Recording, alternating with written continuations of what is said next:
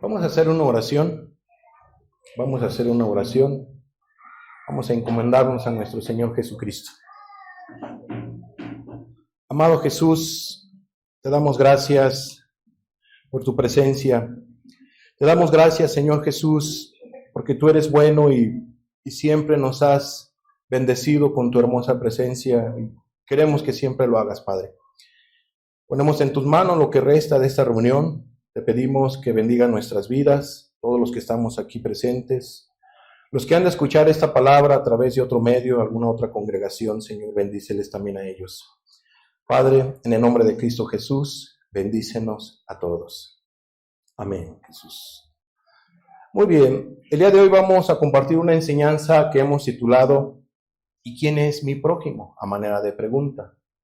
¿Y quién es mi prójimo? ¿Dónde nos encontramos con esta pregunta?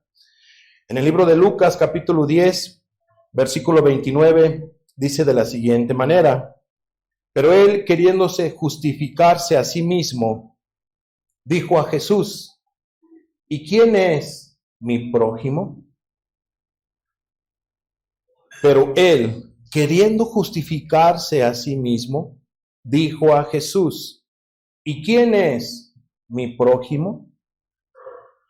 En este pasaje inicialmente vemos que la persona que le hizo la pregunta a Jesús, la hizo para justificarse a sí mismo. Y nosotros debemos de tener cuidado de no hacer lo mismo. Nosotros no debemos de justificarnos a nosotros mismos. Tú no debes de decir estoy bien cuando realmente el Dios de los cielos no te ha dicho que estás bien. Es muy importante lo que dice Dios de nuestra vida. Podrás tú de alguna manera decir, ahí la llevo, yo soy cristiano, yo soy cristiana porque ya no miento, porque ya no robo, pero si tú estás haciendo alguna otra falta o algún otro pecado, estás practicando un pecado en tu vida, no te engañes, no te justifiques a ti mismo, a ti misma.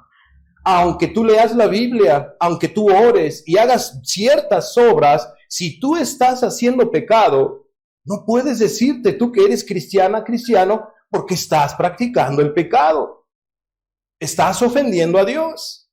No te justifiques a ti mismo o a ti misma. Entonces esta persona se justificaba a sí mismo. Él decía que estaba bien, seguramente ante los ojos de Dios, que él hacía bien las cosas, pero en realidad no lo estaba haciendo bien. No lo estaba haciendo bien. Vamos a estudiar más adelante el contexto de estas palabras. Ahora, la persona realmente estaba evadiendo su responsabilidad de amar al prójimo, ya que esa persona era un conocedor de la ley. Era un conocedor de las sagradas escrituras, de la Torá, dirán los hebreos o los de Israel. Él conocía la Biblia, no era un ignorante. ¿Por qué te digo que no era ningún ignorante? Vamos a ver Lucas 10:25.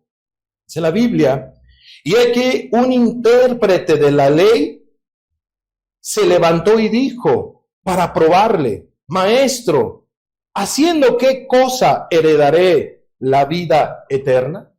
¿Quién le hizo la pregunta a nuestro Señor Jesucristo de quién es mi prójimo? Como si fuera una persona que ignorara las sagradas escrituras. Ya lo vimos. Un intérprete de la ley, entiéndase, un escriba, uno que copiaba las sagradas escrituras, etcétera, que las interpretaba, etcétera, etcétera. Y Jesús le respondió de la siguiente manera. Lucas 10:26 al 28. Él le dijo: ¿qué está escrito en la ley? ¿Cómo lees? O sea, Jesús daba por hecho de que este personaje leía la Biblia, conocía la Biblia, tenía de alguna manera un tiempo para leer la Biblia. Entonces Jesús le dice: ¿cómo lees? ¿Qué está escrito en la ley? Ve la respuesta de este personaje, de este intérprete de la ley. 27. Aquel respondiendo dijo: amarás al Señor tu Dios con todo tu corazón, y con toda tu alma, y con todas tus fuerzas, y con toda tu mente, y a tu prójimo como a ti mismo. Sí respondió bien. Pero fíjate lo que dice el 28. Y le dijo el Señor Jesús, bien has respondido, haz esto y vivirás.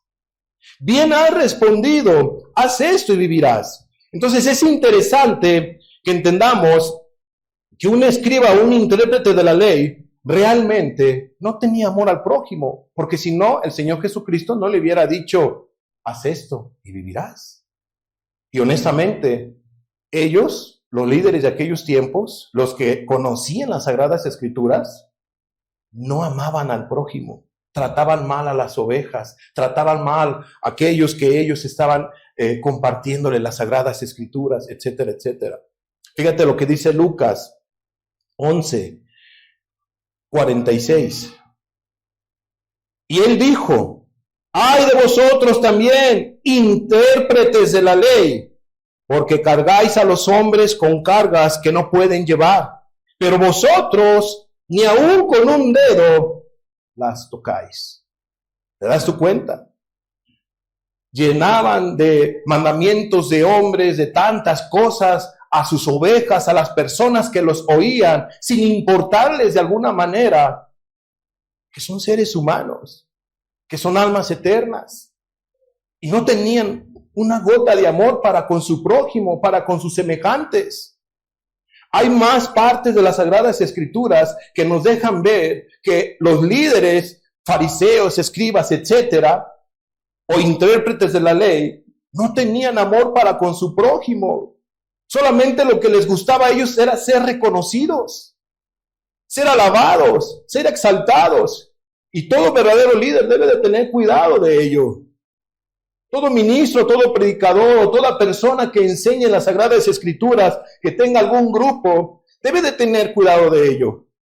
Porque a estas personas, a los intérpretes de la ley, a los escribas y fariseos, etcétera, les importaba el ser halagados, y les importaba el ser reconocidos, y les importaba el aplauso de las personas, y no amaban a su prójimo, no amaban a sus semejantes. Por ahí en una ocasión un líder le dijo a una oveja, tú naciste de todo en pecado y me enseñas a mí, y me quieres hablar a mí de las Escrituras, yo que soy conocedor y que soy líder y que etcétera, lo que tú quieras. Eran bárbaros los tremendos. Entonces Jesús sabía de qué adolecía el intérprete de la ley, aquel que le hizo esta pregunta. ¿Y quién es mi prójimo? O sea, ¿se estaba haciendo el olvidadizo, el ignorante, o estaba queriendo prender a nuestro Señor Jesucristo también con alguna pregunta y poderlo acusar, señalar y todo lo que tú quieras? Entonces Jesús le dijo a esta persona, bien has respondido, al que estamos estudiando, haz esto y vivirás. Y aquí aprendemos algo interesante. Amados, qué importante es para que tú tengas vida en ti mismo, en ti misma, en tu alma, para que tú tengas vida, que tú tomes en cuenta el amar a Dios con todo tu corazón. Que tú tomes en cuenta el amar no solamente a Dios, sino amar al prójimo y también amarte a ti mismo. Amados, el cumplimiento de la ley es el amor.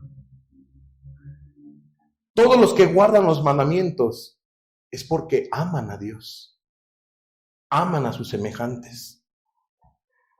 El cumplimiento de la ley es el amor, cosa que no hacía el escriba, el fariseo, el líder y mucha gente de la época de nuestro Señor Jesucristo. Entonces Jesús le dice que para heredar la vida eterna es necesario amar a Dios, y no solamente a Dios, sino amar ¿a quién? Al prójimo. Al prójimo. ¿Quieres tú heredar la vida eterna? ¿Quién quiere heredar la vida eterna en la gloria eterna con el Dios de los cielos? Levante su mano. Yo, varios, queremos ir a la gloria eterna, heredar la vida eterna, estar en la presencia de Dios. Bueno, Jesús nos dice que para heredar la vida eterna es necesario amar ¿a quién? Al Dios de los cielos. Y no solamente al Dios de los cielos. ¿A quién debemos de amar? A nuestros semejantes. a nuestro prójimo. Pero, ¿quién es el prójimo? ¿Quién es el prójimo? ¿Habrá alguien realmente que definitivamente no sepa quién es el prójimo? No quiero aquí ponernos en aprietos y hacerles preguntas, que me dé alguien una respuesta de qué entiendes tú de quién es el prójimo. Vamos a verlo de una manera bíblica. De eso se trata esta enseñanza. Entonces, es importante que el día de hoy nosotros veamos lo que dice la Biblia a esta pregunta que le hicieron a Jesús. Y vamos a ver, la palabra prójimo viene en la Biblia casi 100 veces. Ah, caray, es interesante. No viene 5 veces, no viene 10 veces, no viene ni 20, ni 30, ni 50.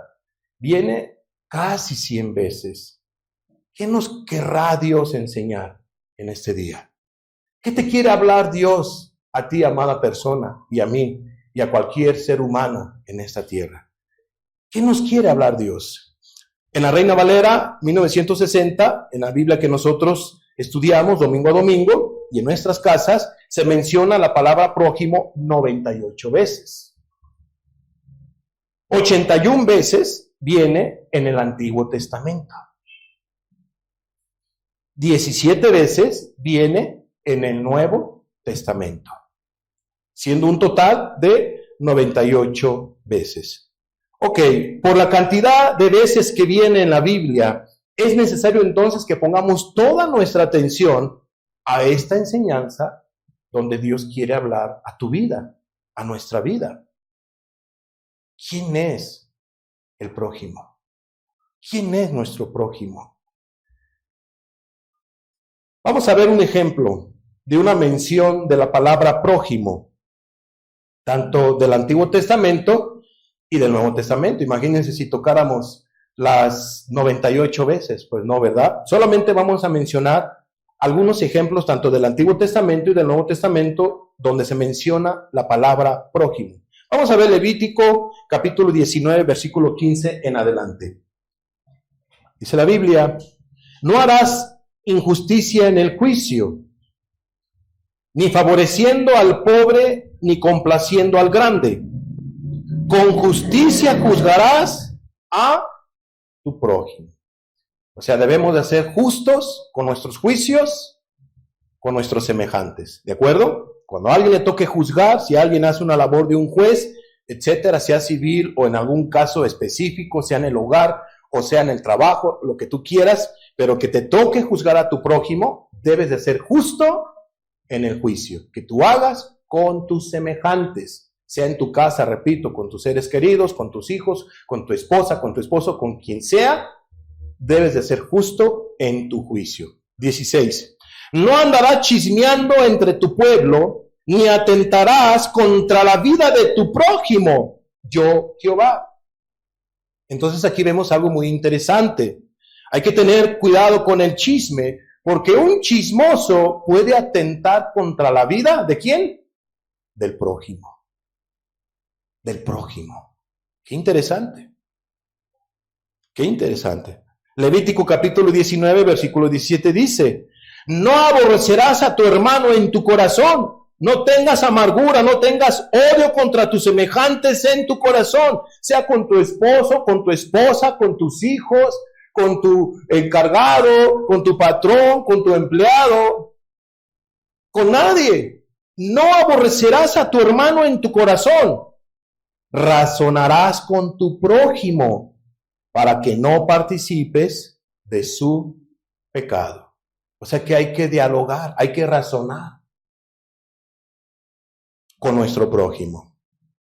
Y dice el 18, no te vengarás ni guardarás rencor a los hijos de tu pueblo, sino amarás a tu prójimo como a ti mismo. ¿Quién dijo eso? Yo, Jehová. Yo, Jehová. Entonces, vemos aquí, amados, qué interesante es lo que dice las Sagradas Escrituras de cómo nosotros nos debemos de relacionar con nuestro prójimo. Tomemos en cuenta esta palabra, por favor. Si tú estás quebrantando cualquiera de estos puntos, estás actuando negativamente a lo que acabamos de leer, tú no amas a tu prójimo. Y si tú no amas a tu prójimo, ¿qué ves? ¿Cómo podrás amar a Dios? Y te dices cristiana y te dices cristiano. Amados, no nos engañemos, tengamos cuidado. Seamos veraces y amemos a nuestro prójimo. Vamos a ver ahora el ejemplo en el Nuevo Testamento.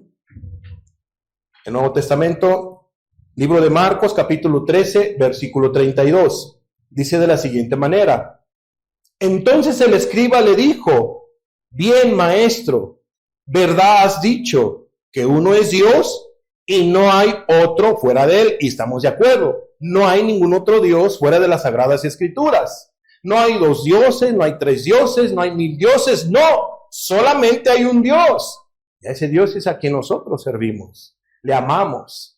Y ese Dios es el que te ha estado hablando domingo tras domingo, enseñanza tras enseñanza, para que tú vivas para Él, para que tú te entregues a Él, para que tú le sirvas, lo ames, lo respetes, le honres y le obedezcas. Y dice el 33, y el amarle con todo el corazón, ojo, y el amarle con todo el corazón, con todo el entendimiento, con toda el alma y con todas las fuerzas, y amar al prójimo como a uno mismo, fíjate, es más que todos los holocaustos y sacrificios. ¿Te das tu cuenta? ¿Qué eran los holocaustos? ¿Qué eran los sacrificios?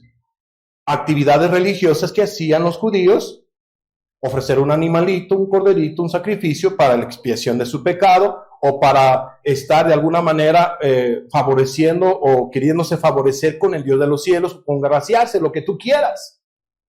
Situaciones, ordenanzas que Dios les había dado al pueblo hebreo. Pero Cristo aquí les dice, tú que estás ofreciendo sacrificios, tú que estás ofreciendo animalitos y todo lo demás, es más importante que todos tus sacrificios lo siguiente: amar a Dios con todo tu corazón. ¿De qué sirve tú que estás ofreciendo animalitos, sacrificios y tantas cosas, alabanzas, y que vengas a esta sinagoga, le está diciendo Cristo, cuando no amas a Dios con todo tu corazón, con todo tu entendimiento, con todas tus fuerzas? Amados, entiéndase de la siguiente manera. Había gente en la época de nuestro Señor Jesucristo que iba a la sinagoga o a un lugar de reunión y alababa y hacía sacrificios, levantaba las manos y hacía tantas cosas, leía la Biblia, oraba, hacía cosas religiosas, pero también hacían pecado, hacían maldad. Y algo tenían en común la gran mayoría de la época de nuestro Señor Jesucristo: no amaban a los samaritanos. La llevaban mal con los samaritanos. La llevaban súper mal. Tenían amargura, resentimiento. ¿Contra quién? Contra sus vecinos, contra su prójimo. Tenían odio. Para no encontrarse ellos con un samaritano, mejor le daban la vuelta, aunque caminaran más tiempo, aunque hicieran más horas de camino, sea en el camello, en el asno o caminando, pero ellos no querían encontrarse con un samaritano. No amaban al prójimo. No se juntaban los líderes en aquella época con la gente que era pecadora, porque ellos quizá pensaban, no vaya a ser que nos vayan a contaminar, o quién sabe el qué dirán. Tenían el miedo al qué dirán, y bueno, la lista sigue.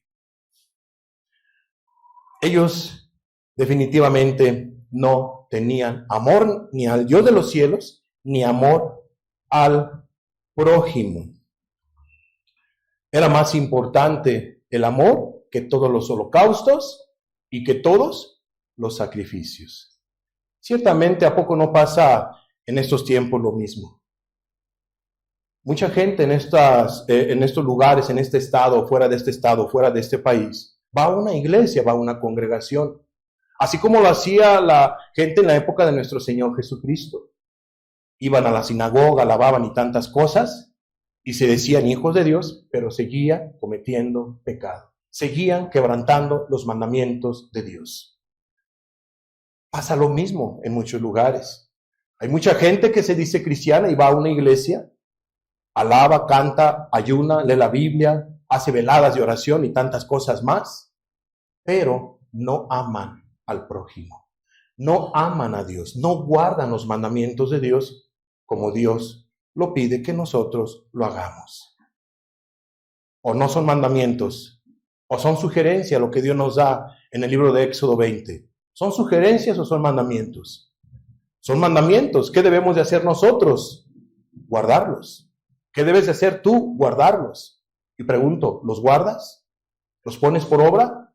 ¿O estás engañado como el intérprete de la ley? ¿O estás engañada como los fariseos o la gente de la época de nuestro Señor Jesucristo? No cometamos los mismos errores. No cometas el mismo error.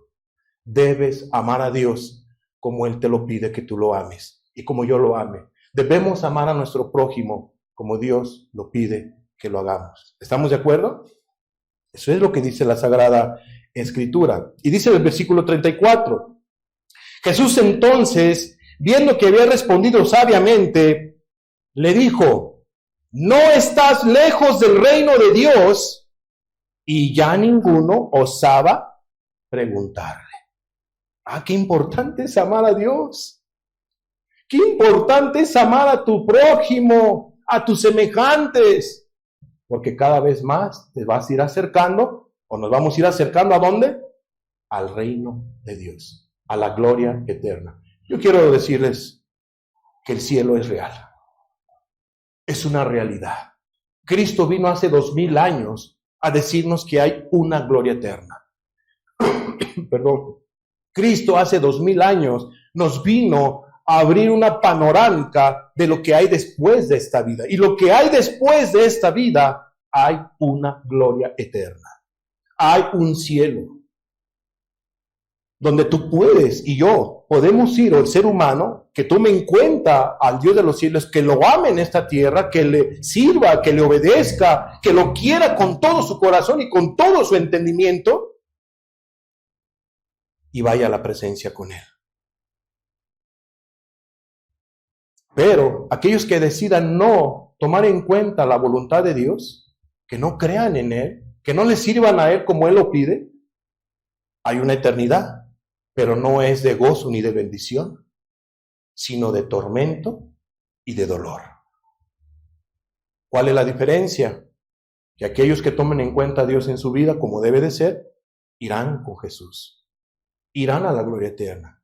Pero aquellos que vivan conforme ellos piensen y no conforme a la voluntad de Dios, irán a la condenación eterna. No importa de la denominación que tú tengas o vengas aquí con nosotros.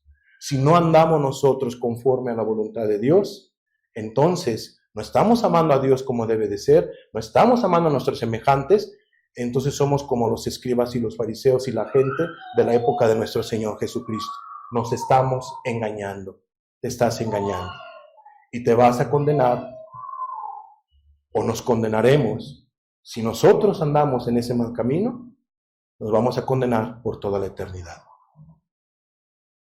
Amados, tengamos en cuenta esta palabra. Muy bien, pero veamos la respuesta de Jesús al intérprete de la ley, porque él fue el que le hizo la pregunta, ¿verdad? ¿Y quién es mi prójimo? Vamos a ver la respuesta de nuestro Señor Jesucristo. Lucas capítulo 10, versículo 29 al 37. Lo voy a leer, no nos vamos a detener en ninguno de los pasajes, solamente lo vamos a leer para entender la respuesta, porque ya explicamos ciertos puntos de la historia, o parte de la historia. Dice: pero él, queriendo justificarse a sí mismo, el intérprete de la ley, dijo a Jesús: ¿y quién es mi prójimo? Respondiendo Jesús dijo: un hombre descendía de Jerusalén a Jericó, y cayó en manos de ladrones, los cuales le despojaron, e hiriéndole, se fueron, dejándolo medio muerto.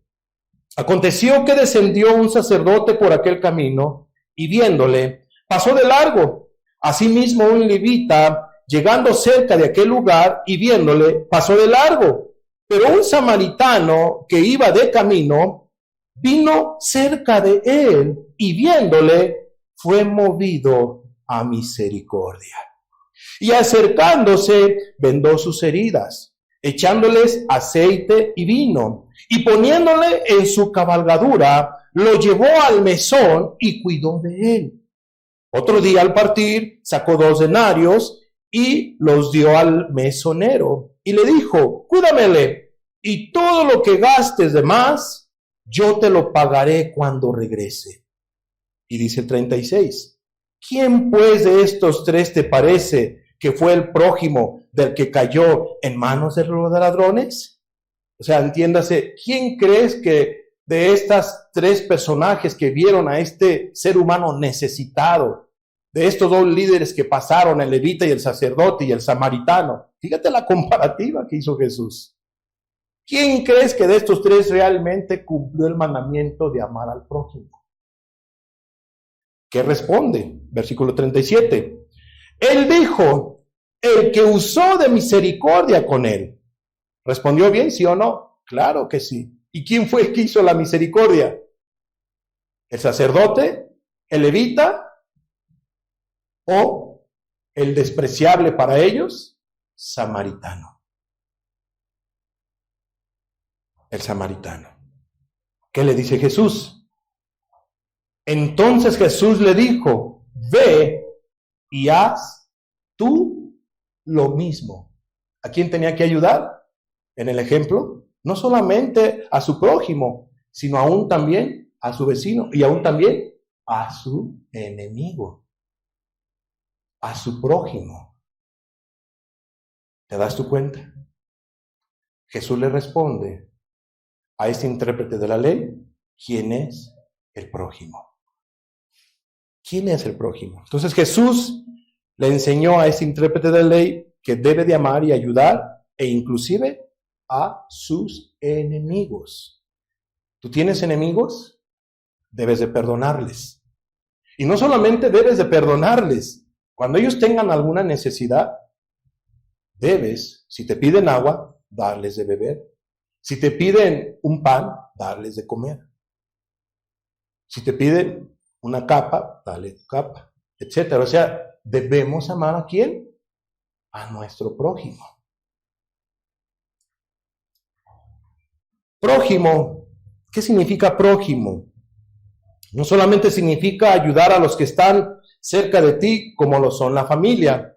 Yo he escuchado algunas enseñanzas y algunas personas que interpretan y están en lo correcto, ¿no? Que amar al prójimo primeramente es amar a la familia, pero nada más se quedan así, que solamente tienen que ayudar a la familia, que si mi hermana tiene necesidad, le voy a ayudar. Que si mi hermano tiene necesidad, pues le voy a ayudar. Que si mi primo, que si mi papá, que si mi mamá. Y no les cuesta ayudarlos porque tienen una necesidad y porque son su familia. Y ahí se quedan, que solamente el prójimo es la familia. Pero no solamente es la familia. Tu familiar necesitado, necesitada, que tienes que ayudar. También el amor al prójimo tiene que ver con estos personajes. ¿Qué más significa prójimo? En el griego también significa amar al vecino. También significa vecino, compañero, como hombre, paisano, cristiano o amigo. En pocas palabras, que no solamente el amor al prójimo es a nuestros seres queridos. ¿Y verdad que no nos duele y no nos pesa ayudar a nuestros seres queridos? ¿Por qué? Porque son nuestros seres queridos, es nuestra familia. Y a nuestro prójimo y aquel necesitado que no sea tu familiar, ¿a él no le vas a ayudar?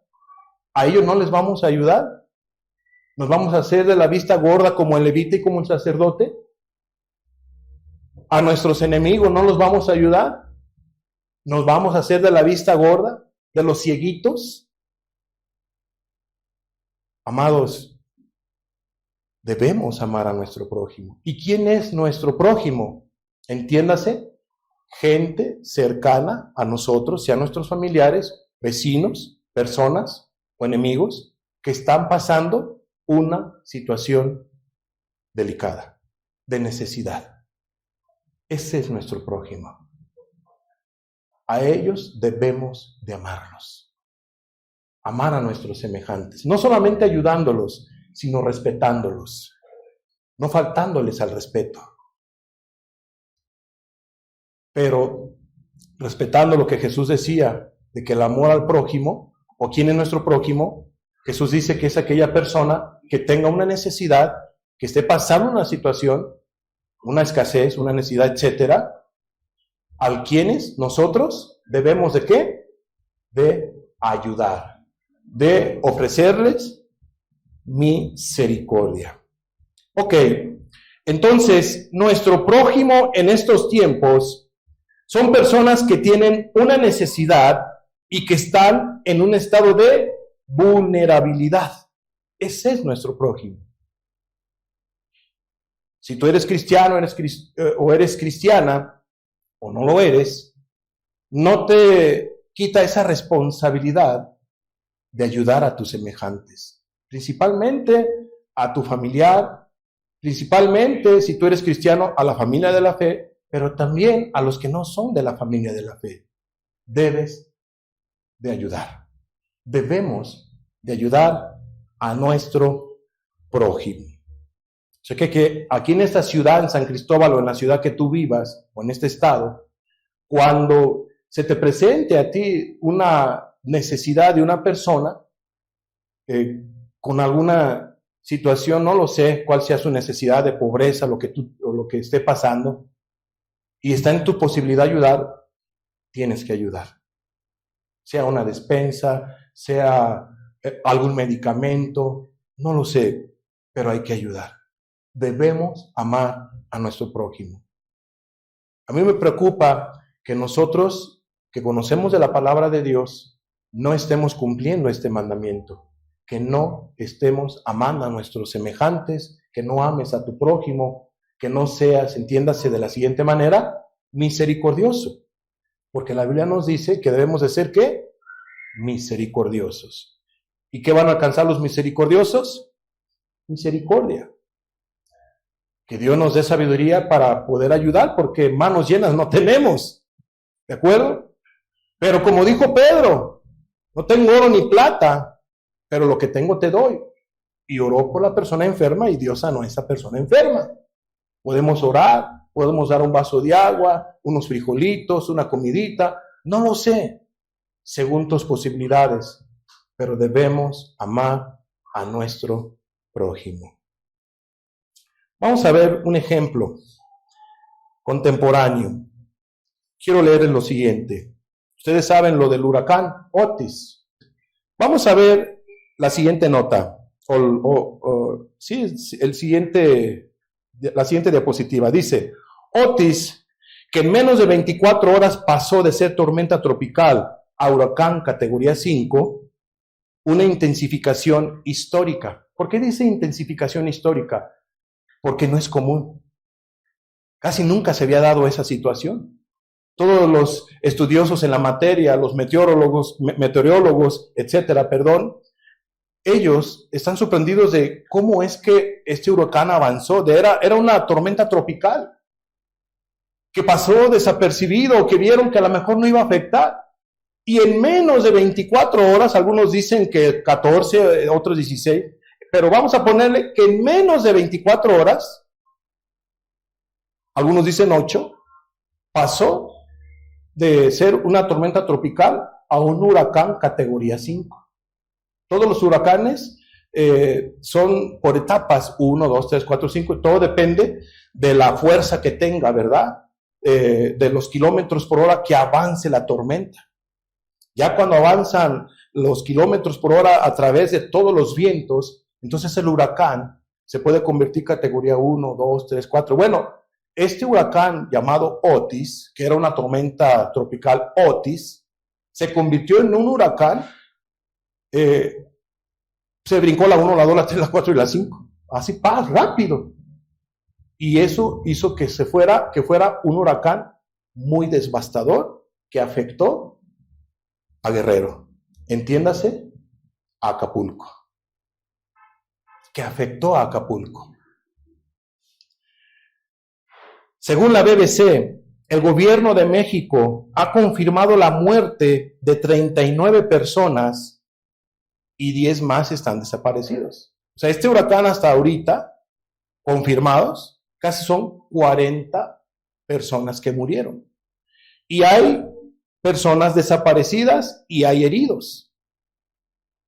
Hay heridos. Conocemos personas que viven, hermanos nuestros, que viven en esa ciudad y que nos están diciendo, no por los medios de comunicación, sino por a viva voz, que hay personas desaparecidas, hay familiares desaparecidos y que hay más muertos.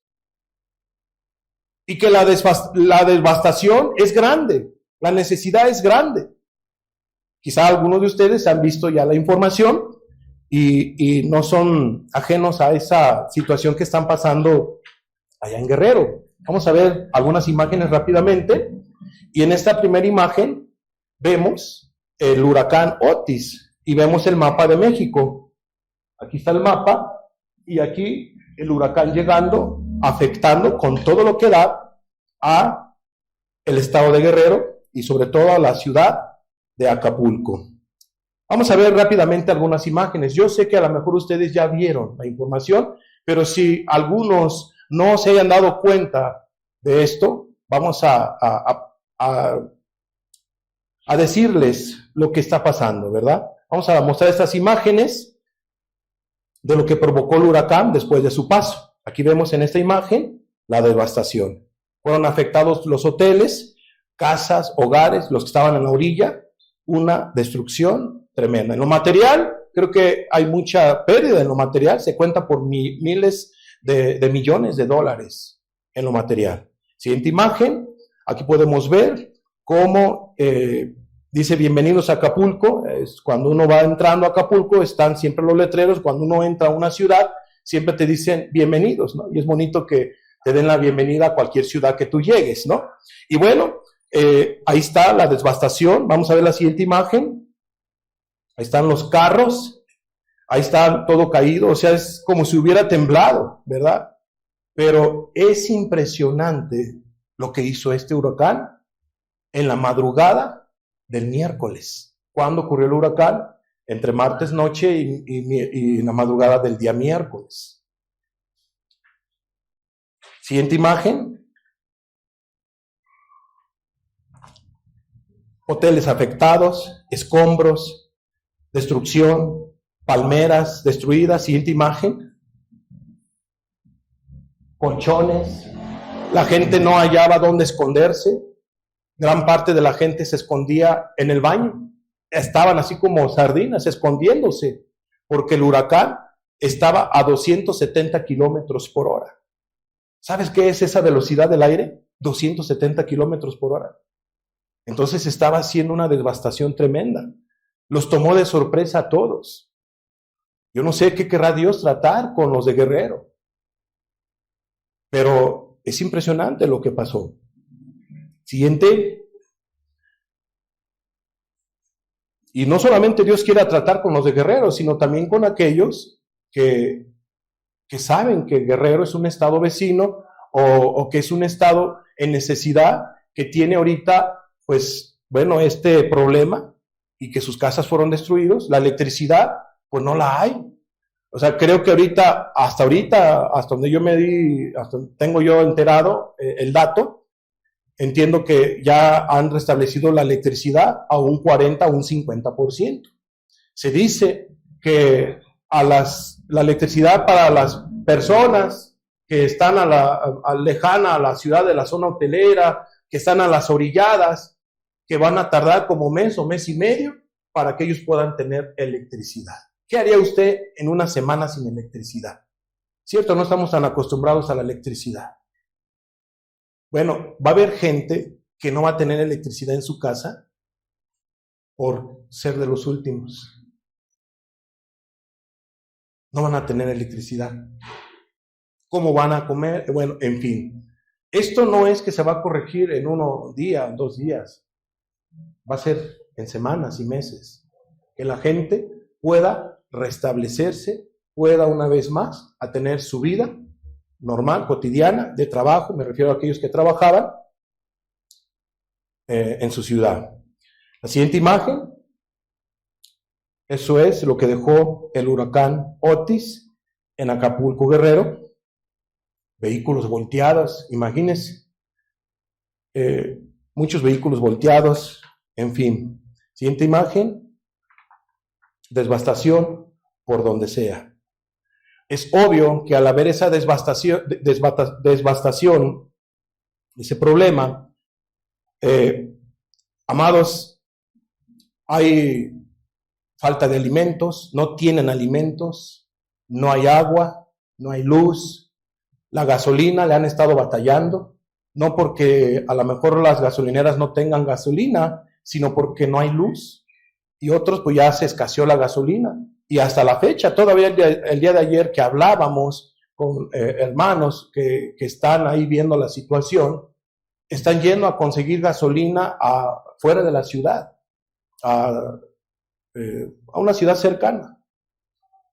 Están yendo a conseguir allá gasolina, no hay gasolina, no hay despensas, no hay agua, los centros comerciales fueron devastados, hubo rapiña, no es justificada la rapiña, pero la gente se justifica diciendo, es que si no venimos y agarramos, no comemos, pero si agarraste, pues era dejar algo de dinero, ¿no? Pero bueno, en fin, cada quien dará cuentas a Dios en ese sentido, pero no hay alimento, no hay agua, medicamentos, es un caos. Ahorita, en Acapulco, Guerrero, hay una necesidad.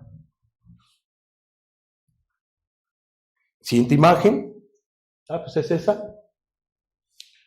Pues vemos que hay familias. Acapulco creo que son como 1 millón de habitantes. Más de la mitad, se dice que de 400 a 600 mil son los afectados. O sea, casi medio millón. Medio millón. No es tan fácil poder ir allá. Los caminos están en mal estado. Los únicos que se están encargando de ayudar es el ejército.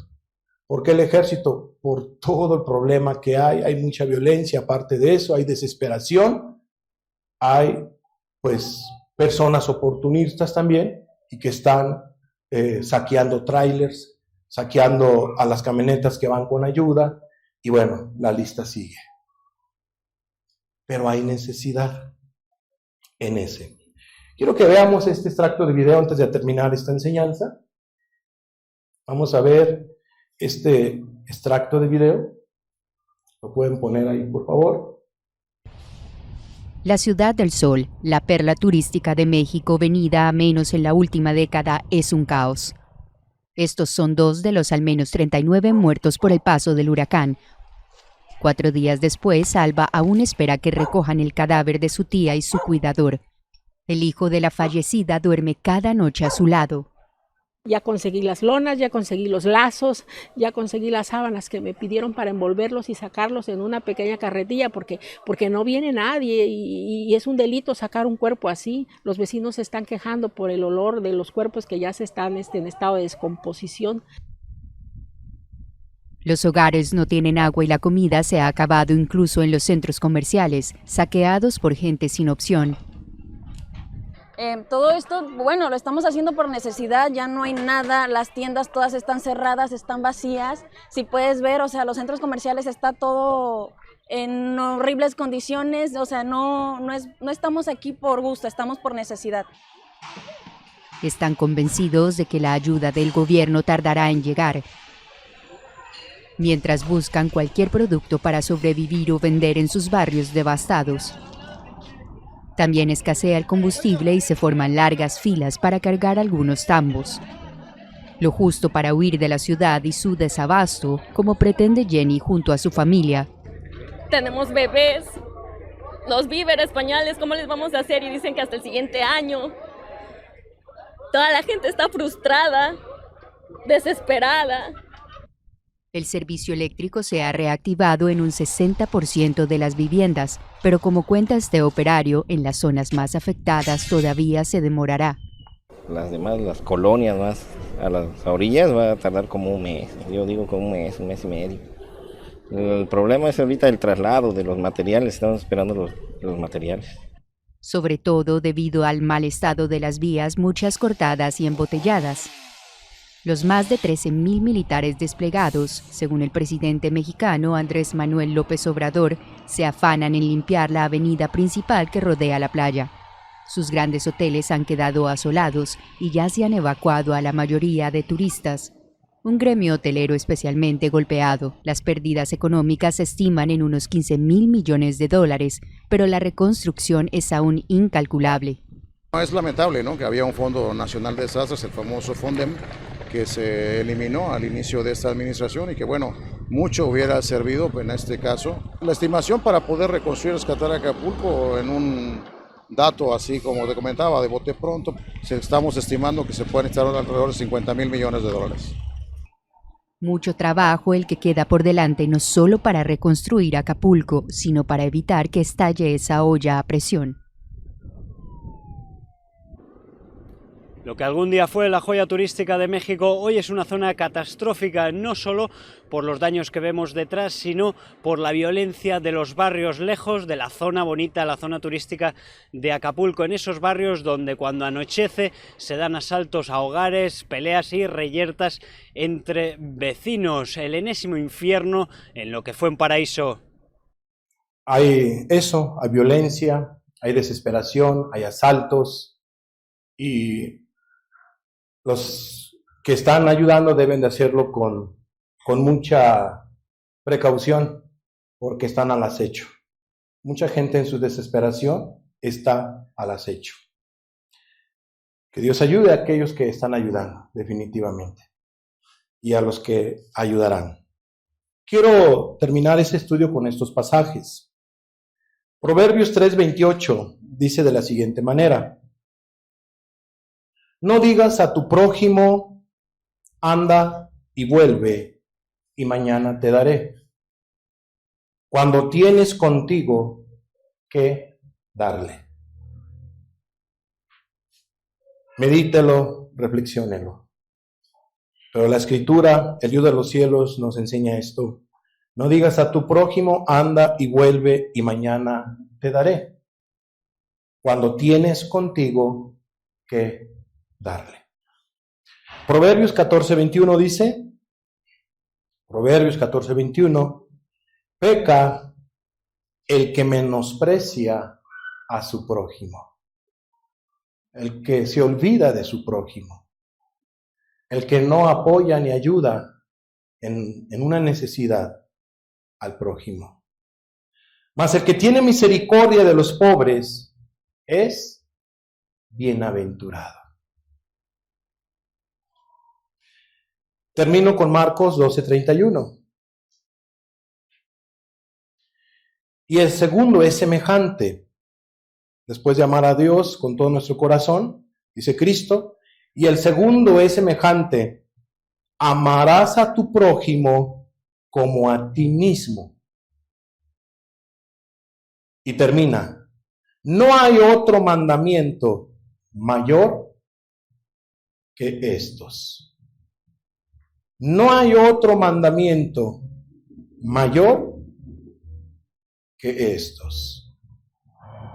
Amados hermanos, tú que eres cristiana, cristiano, amada persona, qué importante es orar por estas necesidades que les hemos presentado, que estamos viviendo como mexicanos y sobre todo los de Guerrero. Sé que ahorita el mundo, están pasando muchas cosas en otros países. No quiero enfocarme en los otros lugares, pero no dejemos de orar por todo. Si eres cristiana, cristiano, no dejes de orar al respecto. Pero no solamente hay que orar, sino que, como dice aquí la Escritura, no digas a tu prójimo, anda y vuelve, y mañana te daré, cuando tienes contigo que darle. Padre, te damos gracias por esta palabra, Señor. Y te pedimos, Señor Jesús, que tú metas tu mano, Señor. Tú sabes realmente la necesidad que está pasando, Señor, la gente de Guerrero, la gente que fue afectada, Jesús, por este huracán, Señor. Gente que fue afectada en sus casas, como hemos visto. Señor, mete tu mano y trata con ellos, tanto en lo espiritual, pero también supliendo, Señor, su necesidad. Tú, Señor, le diste de comer al hambriento cuando tenían necesidad de comida. Padre, en el nombre de Jesús, multiplica, Señor, los peces, los panes, Señor, que vayamos, Señor amado, a dar, o que vaya a dar cada congregación, Señor, cada persona.